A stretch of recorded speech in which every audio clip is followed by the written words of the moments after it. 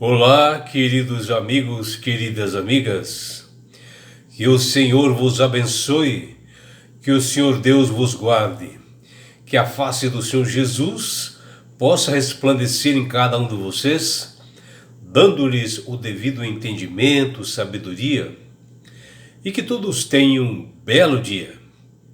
Vamos à lição?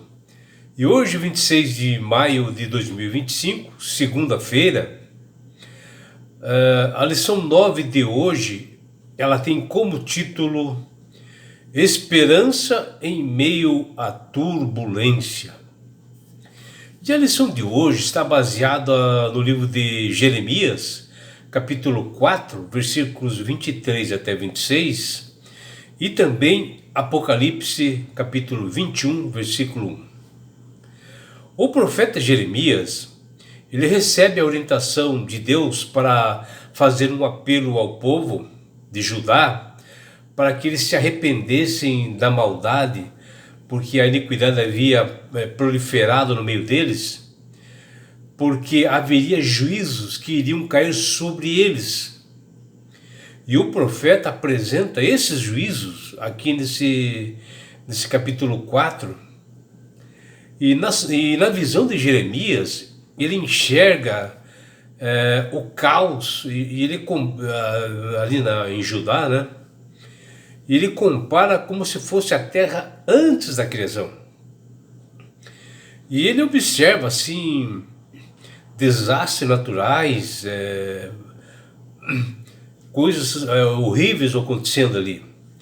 E isto vem ilustrar a gravidade do pecado que se encontrava o povo na época, e que o juízo estava decretado sobre Judá, que seria destruída pelos babilônicos posteriormente, e que se isto é comparado ao juízo final que ocorrerá após a vinda de Jesus, onde realmente a terra será destruída, onde tudo será acabado, não ficará pedra sobre pedra. E na lição de hoje, aqui em Jeremias capítulo 4, versículos 23 e 26, aqui nos mostra o destino do mundo, né? Para que haja um novo céu e nova terra, que fala em Apocalipse 21. E o profeta Jeremias, no capítulo 4, versículo 23, ele compara a situação do povo de Judá, que ela foi assim destruída, né, pelos babilônios, como o inverso da criação. O pecado havia transformado a terra em um local desolado, com um mar sem terra, um mundo sem luz e um mundo em deserto. E o profeta, ele diz: olhei para a terra e ei-la sem forma e vazia, que está aqui em Jeremias 4, versículo 23. E assim, a terra ficará após a segunda vinda de Cristo como antes da criação, ou seja, sem forma, sem habitantes humanos, como é mencionado lá no Antigo Testamento, no livro de Gênesis. Só que após a destruição, após a vinda de Jesus, quando haverá o juízo, Deus promete em Apocalipse 21, versículo 1, que haverá um novo céu e uma nova terra. Ele vê esse novo céu e nova terra porque o próprio Jesus, na sua segunda vinda, levará todos os remidos para morar nesse lugar onde lá não haverá mais morte, porque as primeiras coisas passaram e o mar já não existe mais. E todos os salvos estarão nessa nova Jerusalém, e com isto nós temos essa esperança, né, de morar nesse lugar que Jesus foi preparar para nós.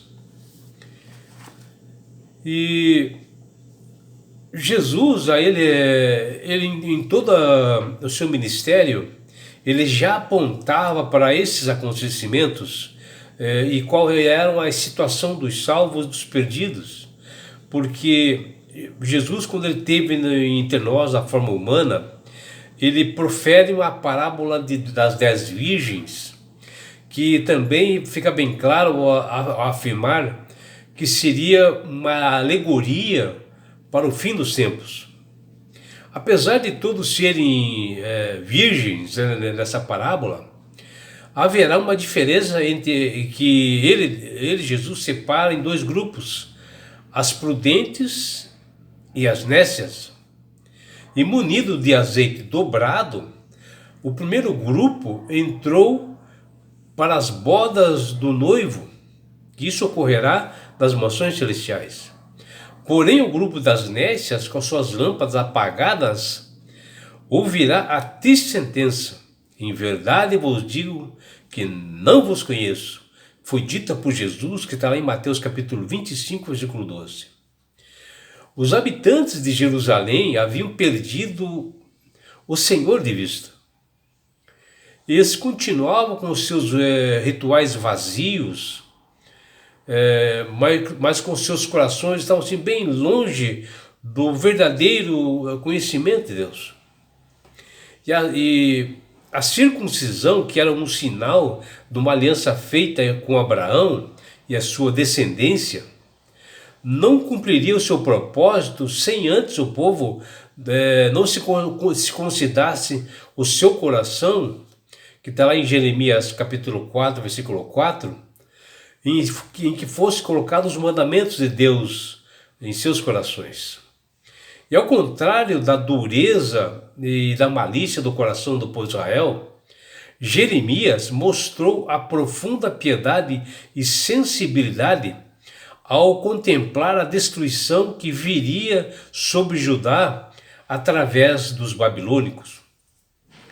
O Senhor descortinou ao profeta os acontecimentos futuros também, não só com relação a Judá, mas a toda a terra, que está lá em Jeremias capítulo 4, versículo 27, a necessidade de destruir esse mundo de pecado e salvar os redimidos e dar a eles um novo céu, uma nova terra, que diz Apocalipse 21. E após a segunda vinda de Cristo que ocorrerá isto. Como no princípio, esta terra voltará a ficar sem forma e vazia, como diz Jeremias capítulo 4, versículo 23, e que aparece na criação, que está lá em Gênesis capítulo 1, versículo 2. As cenas de completo horror causou a este profeta Jeremias sintomas assim de um ataque cardíaco, de uma aflição tremenda, e ele foi sacudido por tamanho impacto que aconteceria no fim dos tempos, e a timidez do profeta no início, ela foi transformada em uma ansiedade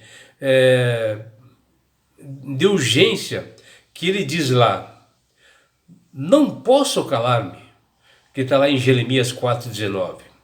E aqui o profeta sentiu a imediata necessidade de proclamar o evangelho, de alertar as pessoas, principalmente o seu povo, enquanto havia tempo, para que pudessem levar eles ao arrependimento. Pois Deus confirmou para ele, Jeremias, a sua palavra, e que ele não se retrataria e deu uma justa punição que ele iria fazer sobre o povo, que está lá em Jeremias capítulo 4, 25, 28. E assim como o profeta Jeremias, nós como cristãos fiéis, que obedecemos os estatutos e mandamentos de Deus, nós temos que alertar o mundo para o fim dos tempos e os sinais que estão aí presentes, que vem acontecendo no mundo hoje, e que temos que nos preparar para a grande volta de Jesus que se aproxima. Vejam, vários livros do Antigo Testamento, como por exemplo o livro de Salmos, se utilizam de uma linguagem simbólica. Porém, quando nós observamos esses textos sobre o futuro, ele aponta para a restauração do planeta E não há razões para nós acreditarmos que a linguagem é meramente simbólica. Porque hoje as profecias do Antigo Testamento estão se cumprindo na risca. E o Salmo 46, que nós estudamos na lição anterior, que foi de ontem, nos lembra a todos nós que a terra física ela será profundamente abalada e afetada com o retorno de Jesus e em todas as áreas do universo. O profeta Jeremias capítulo 4, ele faz um chamado, uma exortação para o povo de Israel da época e também para nós hoje, que nós somos também o Israel espiritual, para nós retornarmos a Deus o quanto antes, se arrependermos das nossas atitudes e se livrar dessa malícia, né? Nos purificar, sair fora da idolatria o quanto antes. E é um alerta sobre o juízo final que virá e que está se aproximando, né? Hoje, por exemplo. É um convite à conversão e à esperança. A profecia bíblica exorta para que o que acontecerá com o mundo antes e depois da segunda vinda de Cristo exige de nós um preparo. Para nós estudarmos mais, aprofundarmos a estudar as profecias que estão assim bem claras para nós. E no livro de Daniel, capítulo 7, o profeta tem uma visão à noite, quando ele vê 4 animais grandes e diferentes um do outro, sendo o primeiro animal um leão, que é a Babilônia, um urso, que é os Medo-Persas, o leopardo, a Grécia, e o quarto animal com grandes dentes de ferro e que ele tinha 10 chifres, a Roma. E tudo isto, o mundo é um mar tempestoso, assim, de aflições em meio ao qual surgem assim as nações que eu mencionei nessa profecia agora há pouco, que mudaram o mundo, né? Impérios que passaram pelo mundo. Os ventos que Daniel narra são conflitos, né? Guerras, onde sopravam no mar de povos que representa a terra e que de fato ocorreu. E foram aparecendo reinos um atrás do outro, né? Como a Babilônia, os Medo-Persas, a Grécia, a Roma. E nenhum deles foi capaz de resolver os problemas do mundo que afligia a raça humana.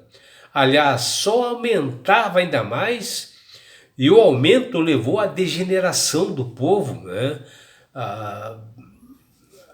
A parte de pecados, de prazeres começou a aumentar. Impérios que passaram, reinos fortes e líderes que marcavam sim épocas, jamais se poderá confiar neles. Sempre eles eram assim amantes do poder, da autoridade, né? Da promiscuidade, do egoísmo cada vez mais, e sempre oprimindo o povo. Nenhum dos reinos que Daniel teve na sua visão provou ser aquela fortaleza intransponível para o povo de Deus. E tudo por não saber ouvirem a palavra do Senhor, que ele já dizia, já alertava e falava para o povo.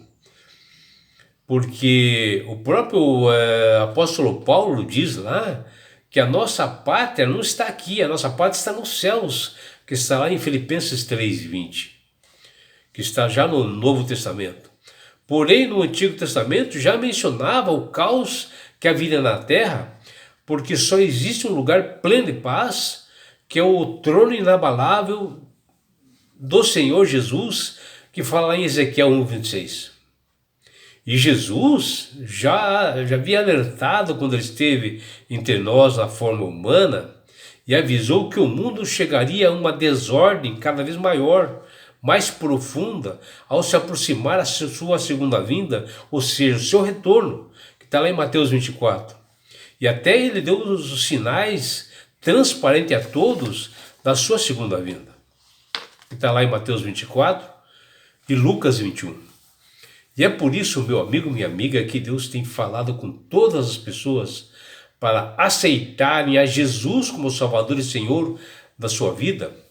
Porque Jesus diz, eu sou o caminho, a verdade e a vida, e ninguém vai ao Pai senão por mim. Ou seja, Jesus é o único mediador entre os homens e Deus e não há outro. Não existe pontífice, não existe pastores, não existe padres, não existe ninguém que pode realmente ser um intermediário entre os homens e Deus, a não ser Jesus.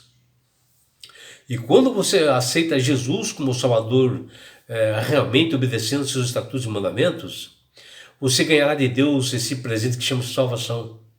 E com isto, na grande volta de Jesus, que está se aproximando, que ele deu sinais para isso, você,